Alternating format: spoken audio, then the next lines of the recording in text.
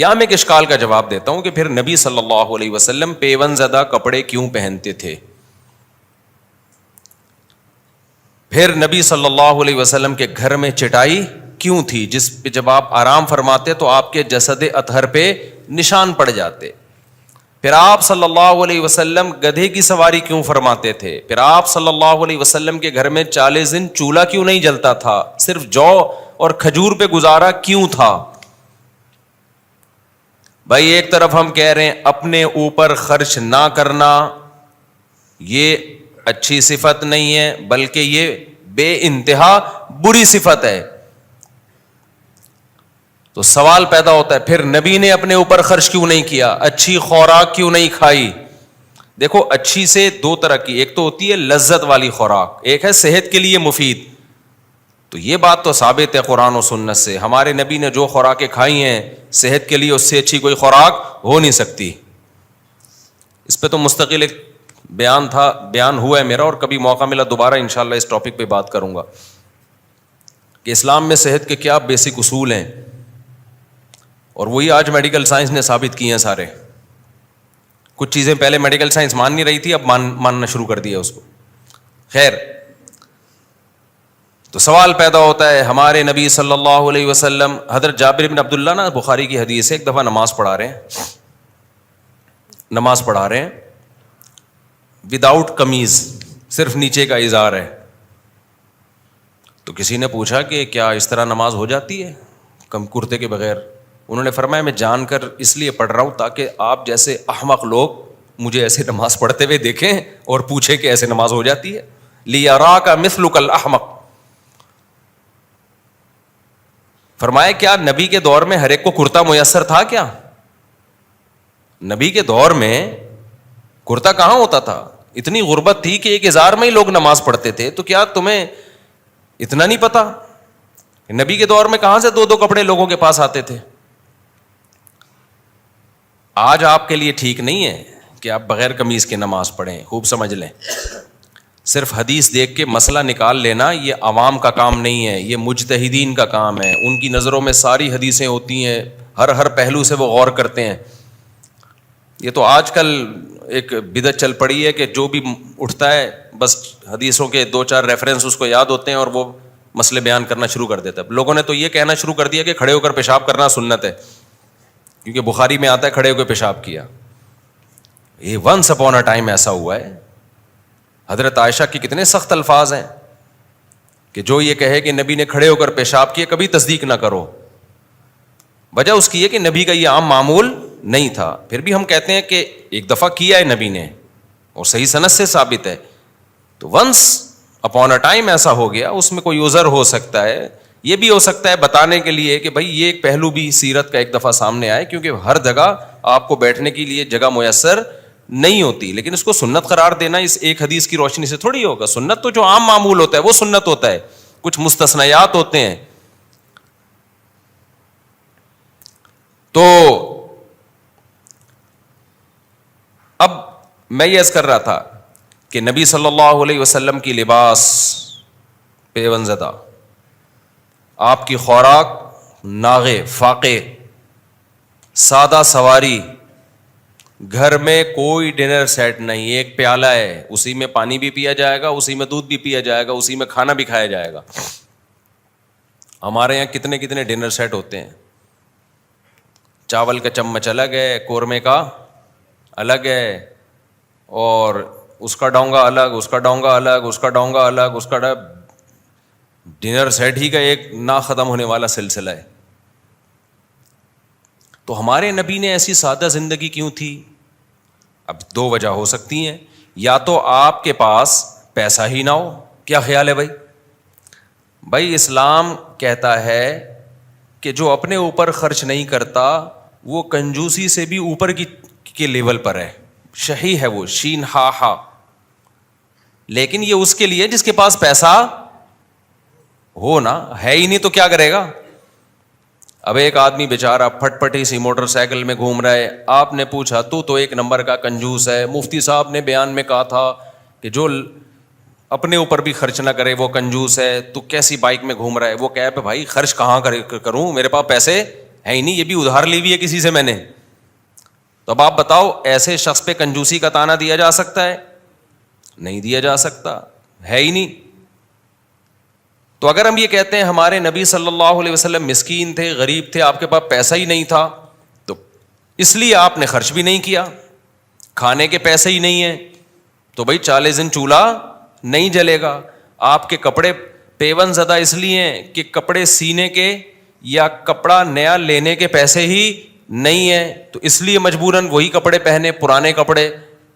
تو اگر ہم یہ بات کرتے ہیں تو ایک اور اشکال ہوتا ہے پھر, بھائی یہ بات تو اس لیے درست نہیں ہے. والضحیٰ واللیل اذا سجا میں اللہ نے کیا فرمایا؟ ووجدک عائلا فاغنی, اے نبی آپ مسکین تھے, غریب تھے, اللہ نے آپ کو غنی کر دیا. حضرت خدیجہ سے جب آپ کا نکاح ہوا تو حضرت خدیجہ کے پاس پیسہ تھا مزاربت کے لیے, وہ پیسہ انویسٹ کے لیے آپ کو کوئی ایماندار شخص چاہیے تھا, اور نبی صلی اللہ علیہ وسلم کی امانت اور صداقت مشہور تھی. آپ نے ان سے نکاح کیا کہ میرا پیسہ آپ انویسٹ کریں گے, کاروبار کریں گے, اور پروفٹ آپس میں ہم دونوں کیا کریں گے؟ شیئر کریں گے. اس نکاح کے بعد اللہ کہتے ہیں کہ نبی ہم نے آپ کی غربت کو دور کر دیا. تو پھر اشکال لوٹ کے آ جاتا ہے, بھائی جب نبی صلی اللہ علیہ وسلم غریب بھی نہیں تھے تو پھر جو کی روٹی کیوں کھا رہے ہیں؟ 40 دن کھجور پہ گزارا کیوں کر رہے ہیں؟ کھجور پانی پہ گزارا چلتا تھا 40 دن. اور ہمارے نبی کا کھانا بھی تو دیکھو, شدید بھوک لگی ہے تو ایک چیز تھی جس سے پیٹ بھرا جاتا تھا, یا تو کھجوریں کھا لی اور پانی پی لیا, یا دودھ پی لیا. دودھ جس حدیث میں بھی ہمیں ملتا ہے نا, کھانے کے ساتھ نہیں ملتا. دودھ کو ہمارے نبی نے کھانے کے طور پہ استعمال کیا ہے. آج دودھ جو لوگوں کو فائدے کے بجائے نقصان پہنچا رہا ہے نا, اس لیے پہنچا رہا ہے کہ 2 پراٹھے کھانے کے بعد 1 گلاس دودھ کا ڈاکٹر مشورہ دیتے ہیں کہ کائنڈلی صبح ناشتے میں آپ 1 گلاس دودھ لازمی پیا کریں. تو آپ نے کیا, اور وہ بھی ڈبے کا پی رہے ہوتے ہیں, تو تھوڑے دن میں ڈبے جیسے بن جاتے ہیں. اور ڈبہ جیسے کبھی کبھار لیک بھی ہوتا ہے نا, تو ایسے ہی انسان بھی کیا ہو جاتا ہے, ڈبے کی طرح بننے کے بعد کیا ہو جاتا ہے. دودھ یہ کھلا پیا کرو, بار بار کہتا ہوں. یہ ٹھیک ہے انجیکشن لگا رہے ہیں, غلط کر رہے ہیں, لیکن ڈبے سے پھر بھی بہتر ہے. میری بات بعض دفعہ بغیر دلیل کے مان لیا کرو, اس لیے کہ ہم نے بہت اس کے پیچھے ریسرچ کی ہوئی ہوتی ہے. ایسے ہی بیٹھ کے نہیں ایک دم سے آدمی پھینک دیتا. ڈبے سے 1000 گنا بہتر ہے یہ. جیسے یہ جو جوسز آ رہے ہیں نا, ڈبے کے جوسز, چاہے کتنی اچھی کمپنی ہو, کتنی ہی اچھی کمپنی ہو, بالکل بھی 2 نمبری نہ کرتی ہو, پھر بھی اس سے بہتر ہے پھلوں کا رس خود گھر میں نکال کے وہ 1 چمچ پی لو گے, وہ اس پورے ڈبے سے, اس ڈبے کے 20. اور یہ لطیفے مت سنایا کرو کہ یہ ڈبے کے اوپر لکھا ہوا ہے وٹامن سی اتنا. یہ لکھا ہوا ہوتا ہے, اندر وٹامن سی سوال ہی پیدا نہیں ہوتا. سنگترے کا جوس ملتا ہے نا ڈبوں میں, کہتے ہیں اس میں اتنا وٹامن سی ہے, تو لکھنے پر گورنمنٹ کی طرف سے کوئی پابندی. وٹامن سی تو محفوظ رکھنا بڑا مشکل کام ہوتا ہے, وہ تو ہیٹ سے اڑ جاتا ہے, اور اس میں جس قسم کے اس کو محفوظ رکھنے کے لیے جو کیمیکل ڈالے جاتے ہیں ان جوسز میں, وہ کیمیکل وٹامن سی کی ایسی کی تیسی ہوگا. Vitamin C once upon a time, اب نہیں ہے اس میں. تو خیر یہ ٹاپک پھر ادھر ادھر ہم نکل جاتے ہیں. تو یہ ڈبے وبے بس ہوتے ہیں. اچھا خیر, تو دیکھو یہ بڑا مسئلہ ہے میرے ساتھ, اچھی بلی بات چل رہی تھی. ہاں, تو نبی صلی اللہ علیہ وسلم دودھ جو پیا کرتے تھے شدید بھوک کی حالت میں, بس دودھ ہی کھانے کے. اس لیے نبی نے فرمایا کہ لا یجزئ من الطعام والشراب الا اللبن, او کما قال صلی اللہ علیہ وسلم. فرمایا دودھ ایک ایسی چیز ہے جو پینے سے بھی کافی اور کھانے سے بھی کافی ہے, یعنی پیاس کے لیے بھی اور کھانے کے لیے بھی. آپ کو پیاس بھی لگ رہی ہے, بھوک بھی لگ رہی ہے, تو آپ نے دودھ کی تعریف کی, فرمایا دودھ پی لو, پیاس بھی ختم اور بھوک بھی ختم. کئی حدیثیں ایسی کہ شدید بھوک میں آپ صلی اللہ علیہ وسلم جب گھر تشریف لائے تو شدید بھوک کی حالت میں پوچھا کچھ کھانے کو ہے, تو دودھ کا پیالہ پیش کیا گیا, آپ نے دودھ پیا اور بس سیر ہو گئے.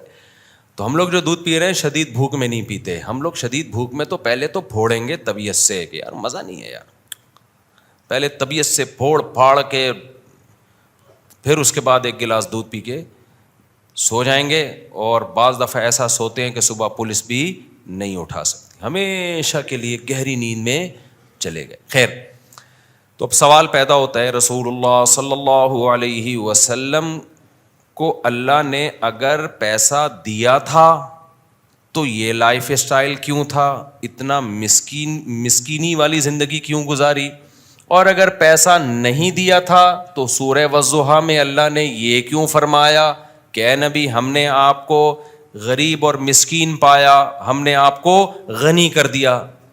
حضرت خدیجہ سے جب نکاح ہوا تو نبی کی غربت دور ہو گئی. یہ اشکال سمجھ میں آ رہا ہے کہ نہیں آ رہا؟ یہی وجہ ہے کہ لوگ اشکال کرتے ہیں کہ یار نبی کے لائف تو ایسی تھی اور دیکھو یہ آج کل کے نیک لوگوں کو دیکھو. لو, ہمارے نبی ان مالداروں میں سے ہیں جن کو اللہ نے دولت دی, لیکن صبح آئی دولت تو شام ہونے سے پہلے ساری صدقہ, شام کو آئی تو صبح ہونے سے پہلے ساری صدقہ. پیسہ رکھا نہیں آپ نے. کنجوس اس کو کہتے ہیں پیسہ رکھے اس کے بعد خرچ نہ کرے. یہ سب سے اعلیٰ مقام ہے جس پر اللہ نے سید الانبیاء کو فائز کیا تھا کہ پیسہ ہے مگر شام ہونے سے پہلے سارا بولو صدقہ, شام کو آیا تو صبح ہونے سے پہلے سارا صدقہ. اتنا بڑا ظرف اگر کسی کا ہے کہ وہ رکھتا ہی نہیں ہے پیسہ, وہ سارا صدقہ کر دیتا ہے, خرچ کر دیتا ہے, اتنا بڑا ظرف اگر کسی کا ہے تو اس کے لیے یہ جائز ہے کہ دولت کے باوجود وہ پیوند زدہ کپڑے پہنے. اس کے لیے جائز ہے کہ وہ دولت ہو اس کے پاس اور وہ صبح خرچ کر کے شام کو فاقے پہ گزارا کرے. تو جس کا ظرف اتنا بڑا ہے اس کے لیے یہ لائف اسٹائل بھی کیا ہے, جائز ہے. لیکن اتنا بڑا ظرف آج کل مارکیٹ میں کیا چل رہا ہے بھائی, شارٹ چل رہا ہے, اور ہر ایک کے لیے سوٹیبل بھی نہیں ہے. مارکیٹ میں ہو بھی تو بھی اس کو اپریشیٹ نہیں کیا جائے گا. سمجھتے ہو کہ نہیں سمجھتے ہو؟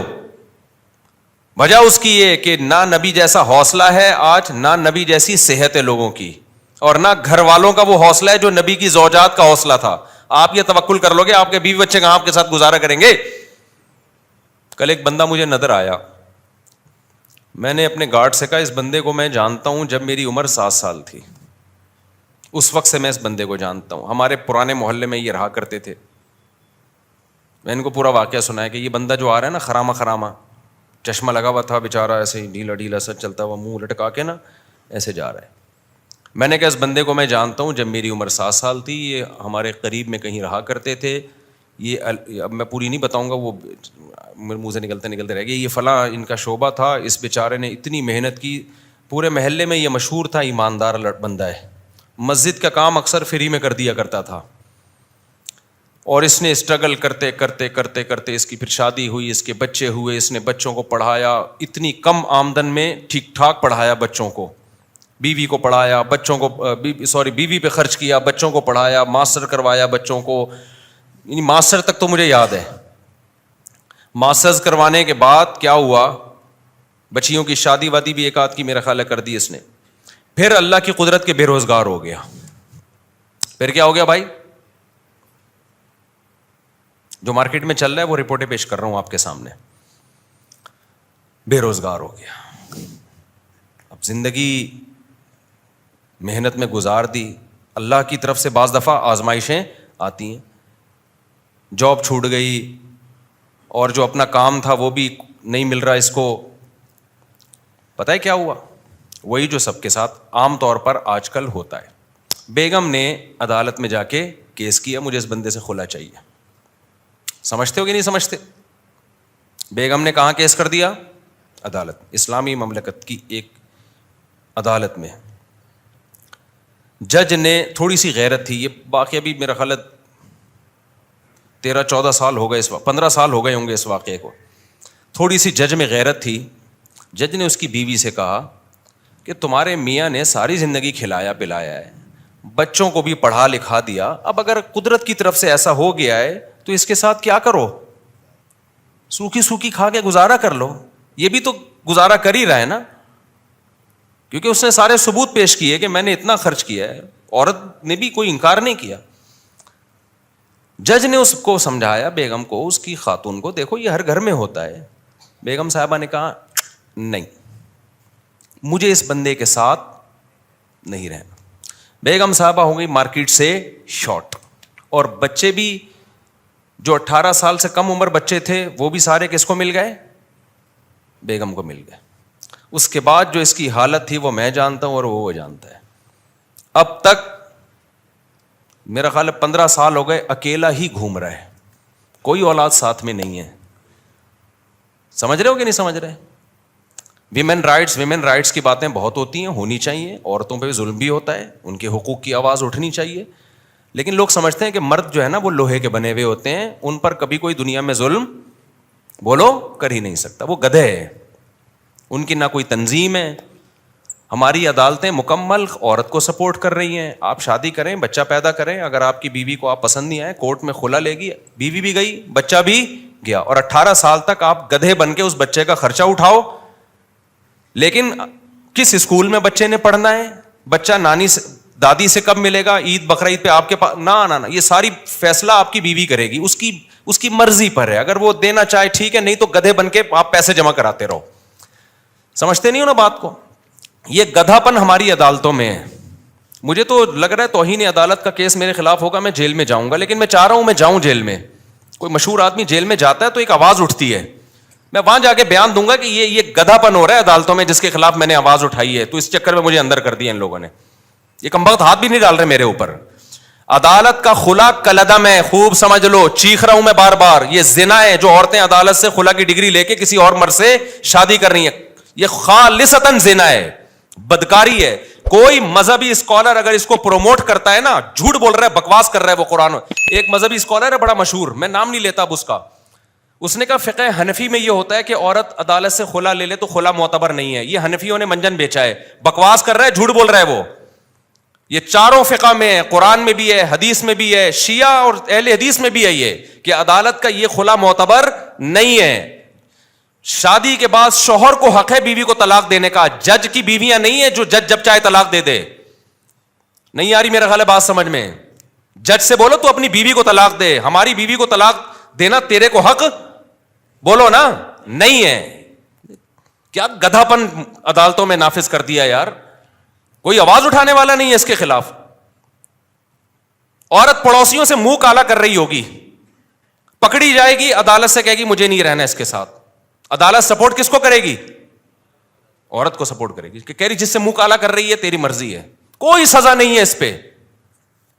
آپ 100 گواہوں سے ثابت کر دو میری بیوی بدکار ہے, عدالت ایک ڈانٹ جسے کہتی ہے نا وہ بھی نہیں ہوگی. مجھے خدا کی قسم عدالتوں پہ افسوس نہیں ہوتا, مجھے اسلامی نظریاتی کونسل پہ افسوس ہوتا ہے. کیوں چپ بیٹھی ہوئی, آواز کیوں نہیں اٹھا رہی؟ مجھے مذہبی اسکالرز پہ افسوس ہوتا ہے کہ میڈیا پہ آواز کیوں نہیں اٹھا رہے. اتنا بڑا مسئلہ کھڑا کر دیا ہے, پورا خاندانی نظام تباہ ہو رہا ہے ہمارا آہستہ آہستہ. ابھی تو یہ بات زیادہ پھیلی نہیں ہے, اگلی نسلوں میں تو برباد, ختم.